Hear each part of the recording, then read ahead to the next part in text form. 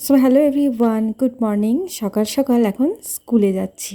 আজ থেকে morning school, একটা নোটিসেই কালকে সন্ধ্যাবেলা আমরা খবর পেয়ে গেলাম কাল থেকে মর্নিং স্কুল, তাই চলে গেলাম। আর স্কুল থেকে সোজা চলেও এসেছি 10:30টার পর, ছুটি হয়ে গেছে। আর দেখতে পাচ্ছ সকালে বেডটাও আমি গুছিয়ে যেতে পারিনি, তো সেটাই এখন আমি করব। আর অ্যাকচুয়ালি আমরা কালকে এখানে এসেছি, এই সামার ভ্যাকেশন পুরোটাই আমি ওখানেই কাটিয়েছি। তো শ্বশুরবাড়িতে কালকে এসেছি, আর জামাই ষষ্ঠী ছুটি ছিল, মানে হাফ ডে ছিল, তো হাজব্যান্ডও তাড়াতাড়ি চলে এসেছিলো।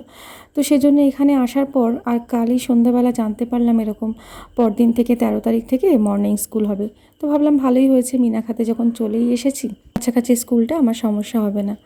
তো যাই হোক, ঘরে এসে প্রচুর ধুলো, যেহেতু অনেক দিন এখানে আসা হয়নি, তো সেগুলোই এখন ডাস্টিং করছি।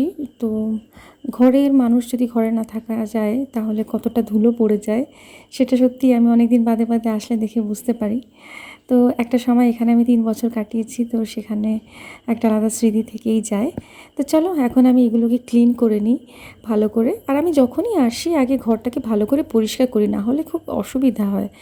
আর এই সবগুলো কমপ্লিট করে আমি এখন পুরোপুরি ডাস্টিং কমপ্লিট করে নিয়েছি। এবার আমার জাস্ট এই জামা কাপড়গুলো কেচে আরেকবার স্নান করে নেব। সকালে একবার স্নান করেছি, কিন্তু যা গরম পড়ছে দিনে 2-3 বার স্নান করতে হবে, যা অবস্থা। তো স্নান করে আমি আবার একটু শাড়ি পরলাম। অ্যাকচুয়ালি শাড়ি পরলে মনটাও একটু ভালো লাগে, আর অনেক দিন পর শাড়ি পরছি। খুব একটা শাড়ি পরার সময়ও হয়ে ওঠে না, আর ইচ্ছেও করে না এই গরমে।